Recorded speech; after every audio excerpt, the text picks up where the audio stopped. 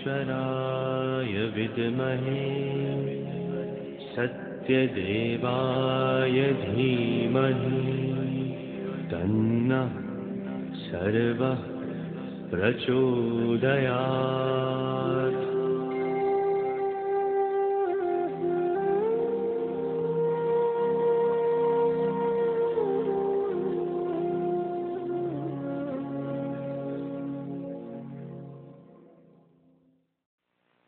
নমস্কার, সমস্ত দর্শক বন্ধুদের প্রণাম জানাই এবং আমার আরাধ্য দেবী তারা মাকে প্রণাম জানিয়ে আজকের অনুষ্ঠান শুরু করছি।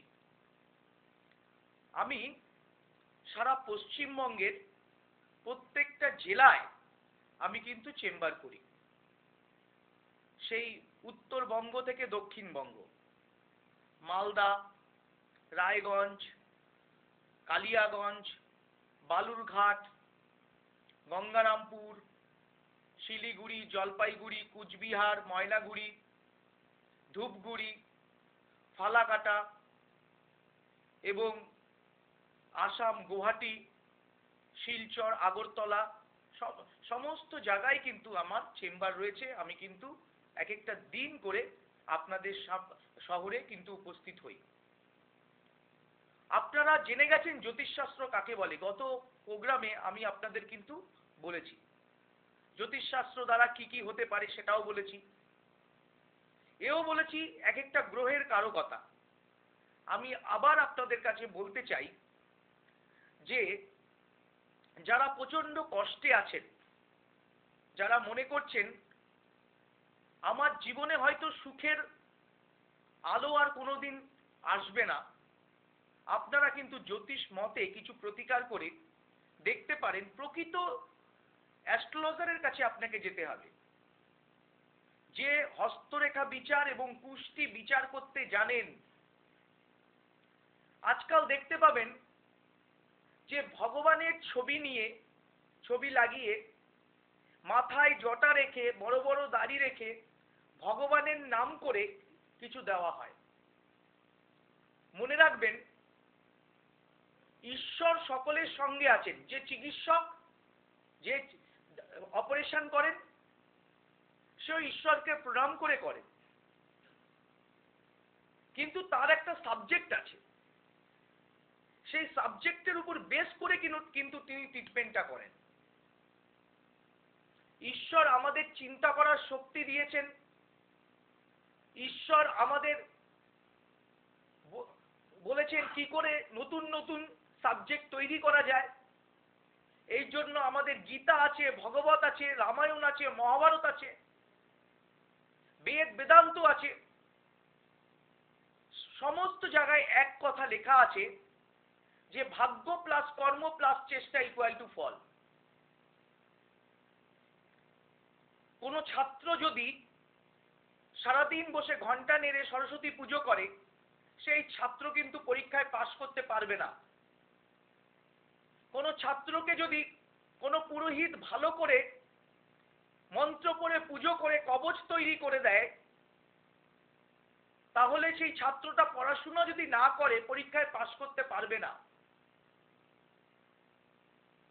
কোন সৈনিক, কোন সোলজার যদি যুদ্ধক্ষেত্রে মাদুলি গলায় নিয়ে বসে থাকে, শত্রুপক্ষকে যদি প্রতিবাদ না করে, তাকে অবধারিত মরতে হবে। কোন কৃষক যদি চাষ ছেড়ে মন্দিরে বসে ঘন্টা নাড়ে, তার জমিতে ফসল হবে না। এটা সত্য কথা। আমার শিক্ষিত দর্শক বন্ধু এটা কিন্তু বিশ্বাস করেন। এটাও কিন্তু বিশ্বাস করেন একটা দিনমজুর প্রচুর পরিশ্রম করেন, কিন্তু সে বড়লোক হতে পারেন না। আবার অনেকে কোটিপতির ঘরে জন্ম হয়ে সে কিন্তু জন্মকালীন বড়লোক হয়ে যায়। এটা কিন্তু তার ভাগ্য। কর্মের দ্বারাও কিন্তু জীবনকে পরিবর্তন করা যায়, আবার ভাগ্যের দ্বারাও জীবন পরিবর্তন হয়ে যায়।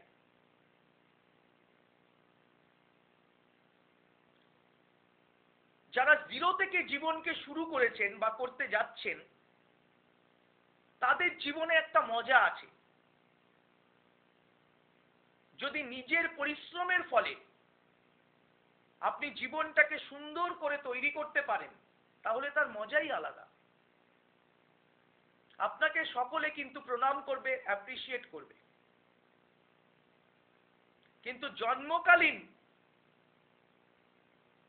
ধনী হলে তার মনে কিন্তু সেরকম আনন্দ বা ফুর্তি থাকে না, সে পায় না। অনেকেই কিন্তু একটা কথা মনে রাখতে হবে, আমাদের জ্যোতিষ শাস্ত্র কিন্তু বলে, আমাদের হিন্দু শাস্ত্র বলে জন্ম জন্মান্তরের কথা। আমরা যে ছকটা দেখি, হরোস্কোপ যে বিচার করি, সেই এক একটা হরোস্কোপ পাই পূর্বজন্মের কর্মফল অনুসারে। আমি যদি পূর্বজন্মে ভালো কর্ম করি, তাহলে আমি ভালো একটা জন্ম ছক নিয়ে জন্মাবো। পিতা ভালো হবে, মাতা ভালো হবে, ভালো পরিবেশে আমি জন্মাবো। এরকম ভালো ছক যারা পূর্বজন্মের কর্মফলে ভালো ছক নিয়ে জন্মায়, এবং এ জন্মের সুকর্মের প্রভাবে আস্তে আস্তে আরো ভাগ্যকে সুন্দর করে তৈরি করা যায়। আমাদের ভাগ্য পরিবর্তনের জন্য আমাদের প্রতি মুহূর্তে হাত গুটিয়ে বসে থাকলে চলবে না। আমরা যারা দারিদ্রতার সঙ্গে লড়াই করে চলছি, আমরা কিন্তু চেষ্টা চালিয়ে যাব আগামী দিনে যাতে আমার জীবনটা সুন্দর হয় তার জন্য।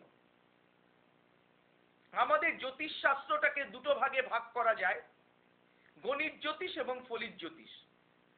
অনেকে বলেন, রামকৃষ্ণ দা, আমার জন্ম তারিখ জানা নেই, জন্ম সময় জানা নেই, জন্মস্থান জানা নেই। আমি বলি, জন্ম তারিখ, জন্ম সময়, জন্মস্থান জানা না থাকলেও এই হাতের রেখা বিচার করে, পুঙ্খানুপুঙ্খ বিচার করে কিন্তু আমরা একটা জায়গায় আসতে পারি। হাতের আঙুলের প্রকারভেদ আছে। এই আঙুল বৃদ্ধাঙ্গুল বলে এই আঙুলটাকে। এই আঙুলের গোড়ার দিকটা যদি মোটা হয়, প্রচন্ড বড় হয়, একটা গিঁট যুক্ত হয়, সেই জাতক জাতিকার চরিত্র কেমন হয়, এটা আমাদের জানার প্রয়োজনীয়তা আছে। এই আঙ্গুলগুলো, হাতের আকার, হাতের রেখার আকৃতি এবং প্রকার ভেদ রয়েছে। আমি একটা প্রাচীন জ্যোতিষবিদ্যা বইটি লিখেছি। আপনারা যদি এই প্রাচীন জ্যোতিষবিদ্যা বইটি পড়েন, তাহলে কিন্তু হাতের রেখা সম্পর্কে আপনাদের অনেক কিন্তু ধারণা হবে। আমি যারা দারিদ্রতার সাথে লড়াই করছেন, ঘরে টাকা আসছে কিন্তু টাকা রাখতে পারছেন না,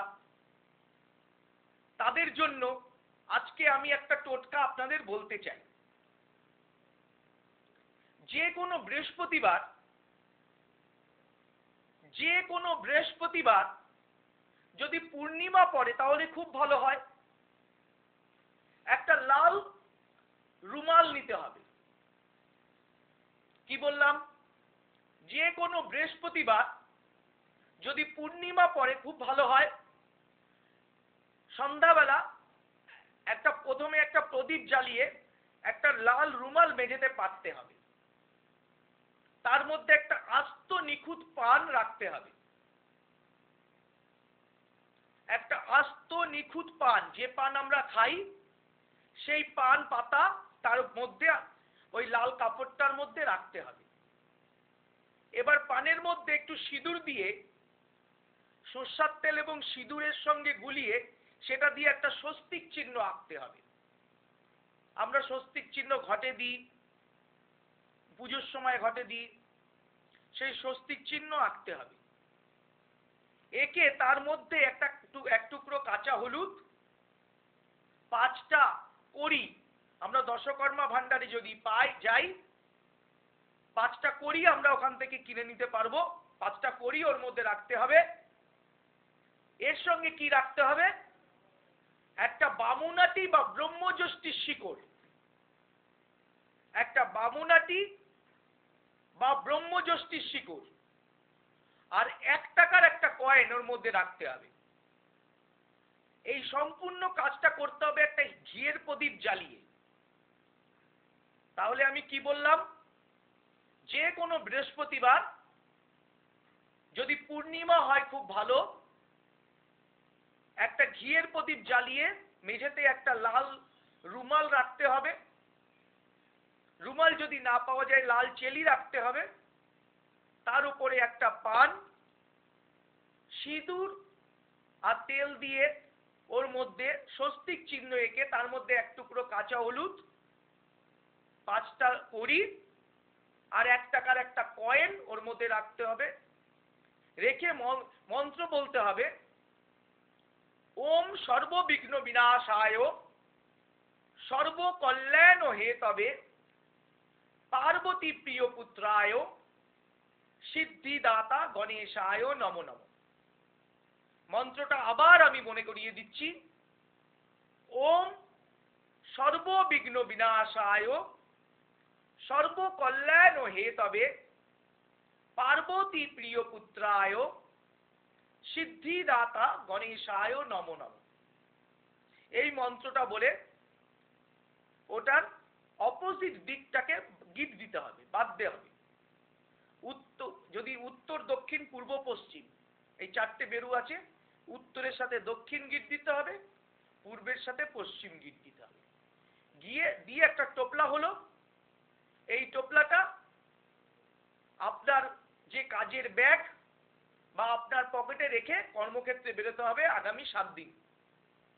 দেখবেন মা তারার কৃপায় এবং মা লক্ষ্মীর কৃপায় আপনার গৃহে অর্থ আসবেই। এই টোটকাটা আপনারা করুন, খুব খুব খুব ভালো ফল কিন্তু আপনারা পাবেন। আপনার গৃহে কিন্তু লক্ষ্মীর দেবীর আগমন ঘটবেই, আমি কিন্তু বলে দিতে পারি। এবারে বলি, অনেকে আমাকে প্রশ্ন করেন, রামকৃষ্ণদা প্রচন্ড শত্রু, আমি দরিদ্র, আমার অর্থনৈতিক উন্নতি নেই, আমি অনেক টাকা পয়সা খরচা করে পাথর করতে পারবো না, আমি কোনো জ্যোতিষীর কাছে পৌঁছতে পারবো না। আপনি আমাকে যদি দয়া করে বলে দেন যে আমার গুপ্ত শত্রু আছে, এই গুপ্ত শত্রুতার থেকে মুক্তি পাওয়ার উপায় যদি আপনি আমাকে বলে দেন তাহলে খুব বাধিত হব। আমি সেই সকল বন্ধুদের বলছি, আপনারা কতগুলো জিনিস জোগাড় করবেন, যেই জিনিসগুলো শনিবার কিংবা অমাবস্যায় আপনি এই কাজটি করতে পারেন।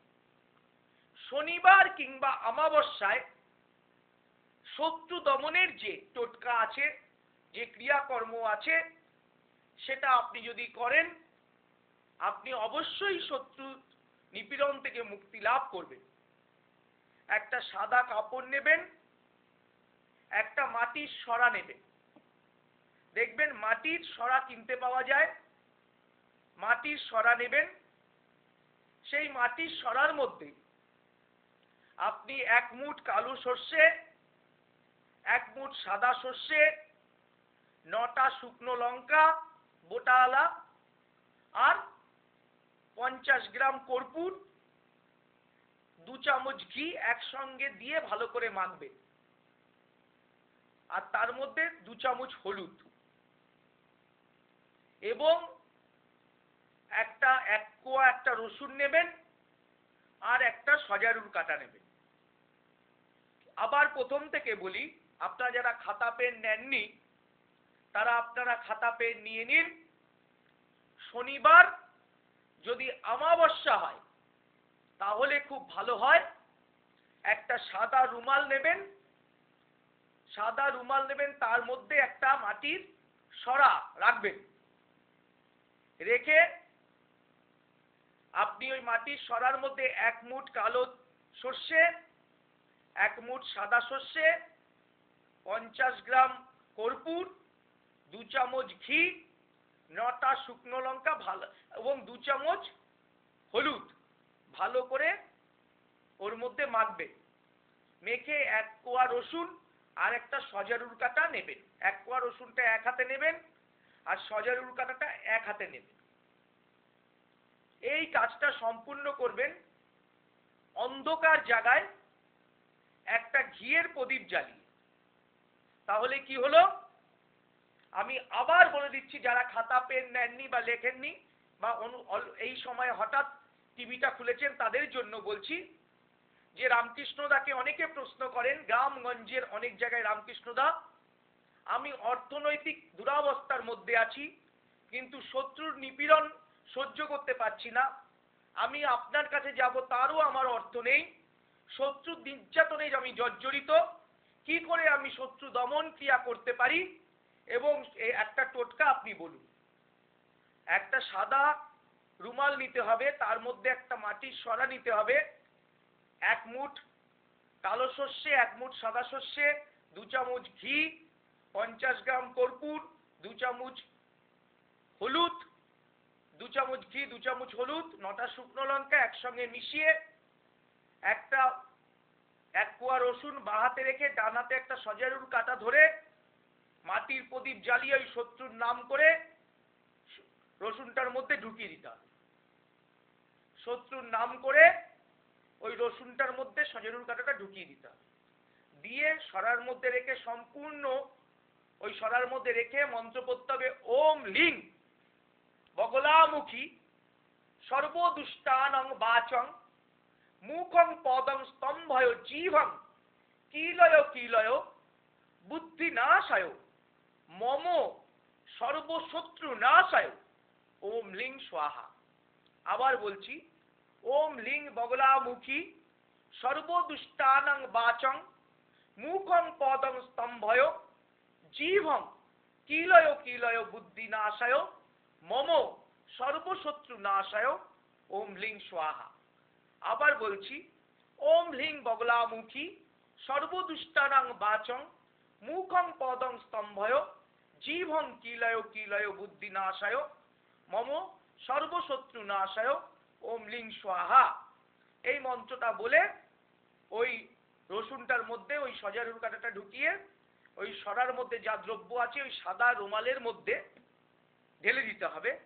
ঢেলে দিয়ে ওই রুমালটাকে ভালো করে বেঁধে এটাকে একটা ঘিয়ের মধ্যে চুবিয়ে ওটাকে কিন্তু ওই সরার মধ্যে পুড়িয়ে দিতে হবে। ওই সরার মধ্যে পুড়িয়ে দিতে হবে এবং লক্ষ্য করতে হবে যে কিরকম গন্ধ আসছে। যদি লঙ্কা পোড়ার গন্ধ আসে তাইলে মনে করতে হবে শত্রু মানে কোনো ক্ষতি করেছিল, আর যদি কোনো লঙ্কার কোনো গন্ধ না আসে তাইলে মনে করতে হবে যে শত্রু কোনো ক্ষতি করেছিল এবং শত্রুর বিনাশ হয়ে গেল, শত্রুর ক্ষতি আর রইল না। এই টোটকাটা আপনারা করতে পারেন শনিবার কিংবা কোনো অমাবস্যায়। যাই হোক, অনেকে দেখছেন যে এরকম অনেক টোটকা আছে, আপনারা কিন্তু আমার যে বইগুলো আছে তার মধ্যে আপনারা পেয়ে যাবেন, এবং যারা আমার কাছে আসছেন তারাও কিন্তু এগুলো জেনে নিতে পারবেন। গুরুচণ্ডাল যোগ, বীজ যোগ, ছন্নছাড়া যোগ, কালসর্প যোগ, ঘুরঘুরানা যোগ, মালব্য যোগ, সদা সঞ্চার যোগ, অর্থনাশ যোগ, দৈন্য যোগ, কালসর্প যোগ, মালব্য যোগ, সদা সঞ্চার যোগ, তীর্থযাত্রা যোগ, এরকম 4500-5000 যোগ আছে। আপনার হরোস্কোপ বিচার করলে কিংবা হস্তরেখা বিচার করলে সেই যোগগুলো আমরা জানতে পারবো। সেই যোগের প্রতিকার বা প্রতিবিধান যদি ঠিক মতো করা হয় তাইলে জীবনটা কিন্তু আপনার সুন্দর হবেই হবে। আপনার জীবন পরিবর্তন হতে বাধ্য। যাদের মনে তেজ আছে, যাদের মনে আগুন আছে, যারা জীবনে কিছু করতে চান তারাই কেবলমাত্র আমার কাছে আসবেন। যারা জীবনে কিছু করতে চান, জীবনটাকে সুন্দরভাবে তৈরি করতে চান, রামকৃষ্ণদা আমি দরিদ্র পরিবারে জন্মগ্রহণ করেছি, আমি অনেক চেষ্টা করছি জীবনে বড় হতে, আমি পারছি না, এই মনের মধ্যে যার আশা আছে সে কিন্তু আমার কাছে আসবেন। মনে রাখবেন, স্বামীজি বলেছে যে ঘুমিয়ে থাকে তার ভাগ্য কিন্তু ঘুমিয়ে থাকে। আপনার ভাগ্যের পরিবর্তন করতে হবে আপনাকে নিজেকে, কেউ আপনার ভাগ্য পরিবর্তন করে দেবে না। আপনার ভাগ্য পরিবর্তন করতে হলে আপনাকে গা ঝাড়া দিয়ে উঠতে হবে। দেখতে হবে রামকৃষ্ণদা কবে কোথায় নিকটবর্তী চেম্বারে রামকৃষ্ণদা আসছে, আগে থেকে ফোন করে বুকিং করে নিতে হবে। আমি একটা কথা বলে রাখি, বাস্তু দোষের জন্য যারা প্রতিকার বা প্রতিবিধান নিতে চান বিনামূল্যে, তারা কিন্তু একটা গোলাপ জলের শিশি সঙ্গে নিয়ে আসবেন। মায়েরা জন্য যারা কামাখ্যা মায়ের সিঁদুর নিতে চান, তাহলে একটা সিঁদুরের কৌটো কিন্তু সঙ্গে করে নিয়ে আসবেন, তার মধ্যে আমি মিশিয়ে দেব। এবং যারা কিন্তু আলোচনা করতে চান, আগে থেকে বাড়ি থেকে বেরোনোর আগে রামকৃষ্ণদা চেম্বারে এসছেন কিনা একবার ফোন করে দেখে নেবেন। অনেক দূর দূরান্ত থেকে আমি কিন্তু যাতায়াত করি, কোনো চেম্বারে আগে থেকে ফোন করে বুকিং না করলে আমাকে পাবেন না। ফোন করে সময় জেনে তারপরে কিন্তু আসবেন। বাড়ি থেকে বেরোনোর সময়ও একবার কিন্তু ফোন করে নেবেন। আমার লেখা প্রাচীন জ্যোতিষবিদ্যা বইটি সকলকে পড়তে দেবেন, উপহার দেবেন। এই বইটি জন্মদিন, বিবাহে, সমস্ত ক্ষেত্রে যা আপনারা ছোটদের বা বড়দের এই বইটি উপহার দিন। এই বইটির মধ্যে জ্যোতিষ শাস্ত্র সম্পর্কে অনেক জ্ঞান অর্জন আপনি করতে পারবেন এবং জীবনটাকে সুন্দর তৈরি করার জন্য একবার কিন্তু হস্তরেখা বা কুষ্টি বিচার করিয়ে নেবেন। আমি লাইভ কুষ্টি তৈরি করে থাকি এবং ছোট জন্ম ছক তৈরি করে দিয়ে থাকি, নামকরণ করে থাকি এবং আমি কিন্তু জোটক বিচারও করে থাকি, হস্তরেখা বিচার করি, কুষ্টি বিচার করি, সমস্ত কিছু তন্ত্র ক্রিয়া, হোম যজ্ঞ, তারাপীঠ, মহাশ্মশানে আমি কিন্তু তন্ত্র ক্রিয়া করে থাকি, পূজা করে থাকি, হোম যজ্ঞ করে থাকি এবং বাস্তু হোম, সরস্বতী কবচ, প্রজাপতি কবচ, সমস্ত কবচ কিন্তু আমি তৈরি করে থাকি। আপনারা নির্ভয়ে নির্দ্বিধায় একবার কিন্তু দেখতে পারেন ধারণ করে। আশা করি তারামায়ের কৃপায় আপনাদের কিন্তু কাজ হবেই, আপনারা সাফল্য অর্জন করতে পারবেনই। আমি আমার এই লেখা জ্যোতিষ বইটি যদি আপনারা কিনে পড়েন, তাহলে এই জ্যোতিষ বইটির মধ্যে কিন্তু আপনারা অনেক কিছু ভূত ভবিষ্যৎ বর্তমান সম্পর্কে নিজেই কিন্তু বিচার করে দেখে নিতে পারবেন। একটা কথা আমি কিন্তু বারবার বলে রাখি যে ছোট ছোট বাচ্চাদের, বিশেষত যাদের 9-10 বছর বয়স হয়ে গেছে, তাদের কিন্তু আপনারা জ্যোতিষ প্রতিকার অবশ্যই করাবেন। অনেক মা বাবা আছে বকাবকি করে, পড়াশোনা করছে না সন্তান, তাদের কিন্তু মারধর করে, বকাবকি করে। আগে দেখুন কতটা বাচ্চা নেওয়ার ক্ষমতা কতটা, তার আইকিউ টেস্ট করুন, দেখুন এই যে পঞ্চ ইন্দ্রিয়, 5 সেন্সেস, এটা ঠিক মতো কার্যকরী হচ্ছে কিনা। তার জন্য কিন্তু জ্যোতিষ মতে হরোস্কোপ বিচার করে আপনাকে কিন্তু প্রতিবিধান দিতে হবে, তার নেওয়ার ক্ষমতা কতটা। আগে আমাদের কিন্তু অনেক মা বাবার অনেক সন্তান থাকতো, 5জন 6জন করে সন্তান থাকতো, কিন্তু তার মধ্যে একটা সন্তান শিক্ষিত হতো, আরেকজন হতো না। এখন একটা দুটো সন্তান। আমরা চাই প্রত্যেকেই আমাদের সন্তান ফার্স্ট সেকেন্ড হোক, কারণ সেই জায়গাগুলো কিন্তু আপনাদের আগের থেকে বিচার করে দেখে নিয়ে তার প্রতিকার বা প্রতিবিধান দিতে হবে, বকাবকি করলে চলবে না। আমি প্রত্যেকটা চেম্বারে, পশ্চিমবঙ্গের প্রত্যেকটা চেম্বারে কিন্তু আমি বসি, প্রত্যেকটা জেলায় প্রত্যেকটা চেম্বারে আমি নিয়মিত কিন্তু বসি, উত্তর থেকে দক্ষিণ। যেমন আমি এখান থেকে আলিপুরদুয়ার থেকে শুরু করে আলিপুরদুয়ারে চৌপতিতে হোটেল চিত্রালয়, ধূপগুড়িতে জননী লজ, তারপরে চলে এলাম আমি জলপাইগুড়িতে রুবি বোর্ডিং, তারপরে শিলিগুড়িতে হোটেল এমপিস, ইসলামপুরে মোনালিসা লজ, তারপরে রায়গঞ্জে হোটেল ভিরাজ, মালদায় হোটেল ল্যান্ডমার্ক, কালিয়াগঞ্জে নজবু নাট্যনিকেতন, গঙ্গারামপুরে সাহারা লজ, বালুরঘাটে সুষমা রেসিডেন্সি, এদিকে কলকাতায় হাতিবাগানে অ্যাস্ট্রোপ্লাস, কালীঘাটে অ্যাস্ট্রো গাইডেন্স, বারাসাতে নক্ষত্রলোক, ব্যারাকপুরে বারাসাতে নক্ষত্রলোক, ব্যারাকপুরে শুভম জ্যোতিষ কার্যালয়, এছাড়া আমি বহরমপুরে বসি হোটেল রয়্যালে, কৃষ্ণনগর প্যারাডাইস লজে, বনগাঁয় মায়ের আশীর্বাদ লজ, এদিকে আপনি কন্টাইতে পাবেন দেবজ্যোতি লজ, মেদিনীপুর পশ্চিম মেদিনীপুরে পাবেন আপনি পশ্চিম মেদিনীপুরে হোটেল একান্ত আপন, হলদিয়ায় পাবেন হোটেল মিলেনিয়াম ইন। আমি সমস্ত চেম্বারে কিন্তু নিয়মিত বসি। এদিকে আপনি গুয়াহাটিতে পাবেন হোটেল বিশ্বনাথ, শিলচরে পাবেন, আগরতলায় পাবেন। আমি বম্বেতে, দিল্লিতে প্রতি মাসে একদিন করে বসি। আপনারা জানেন যে রামকৃষ্ণদা সমস্ত জায়গায় তারা মার কৃপায় সকলের সঙ্গে কিন্তু যোগাযোগ রাখেন। আপনারা নিয়মিত কলকাতায় এবং অন্যান্য জেলার চেম্বারগুলোতে নিয়মিত আপনারা পাবেন। আমি দীর্ঘ 26 বছর ধরে আমি কিন্তু আপনাদের সামনে আসছি। যারা আমাকে চেনেন বহু বছর ধরে কিন্তু আমাকে দিয়ে প্রতিকার প্রতিবিধান আপনারা করিয়ে আসছেন এবং আনন্দে আছেন। আমি যে টোটকাগুলো আজকে আপনাদের বললাম, আমি যে কথাগুলো একবার বললাম, চিন্তা করার সময় এসছে। একটা গাছ যখন ছোট থাকে সেই গাছটাকে জল সার দিলে সেই গাছটা বড় হয়, মালি তখন তাকে ঢেকে রাখে গরু ছাগল কুকুর যাতে মুখ না দিতে পারে। গাছটা যখন অনেক বড় হয়ে যায় তখন তার তলায় সবাই এসে বিশ্রাম করে, গাছটার কোনো ক্ষতি করতে পারে না। সেই রকম আপনার সন্তানকেও, আজকে আপনার সন্তান ভালো আছে তা বলে আপনি নিশ্চিন্ত হয়ে ঘুমোবেন না। আগামী দিন যাতে খারাপ না হয় তার জন্য প্রতিকার প্রতিবিধান দেওয়া উচিত। গুপ্ত শত্রু থেকে রক্ষা করা, মানুষের কুনজর থেকে রক্ষা করা, সঠিকভাবে জীবন যুদ্ধে এগিয়ে যাওয়ার জন্য একান্তভাবে কিন্তু আপনার প্রতিকার বা প্রতিবিধান দিতে হবে।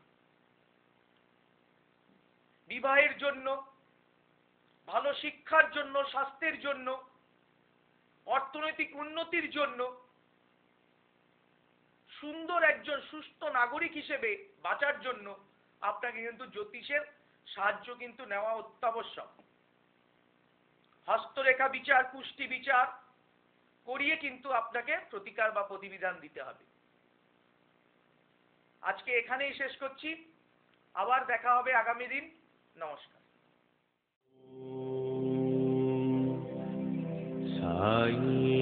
साईश्वराय विद्महे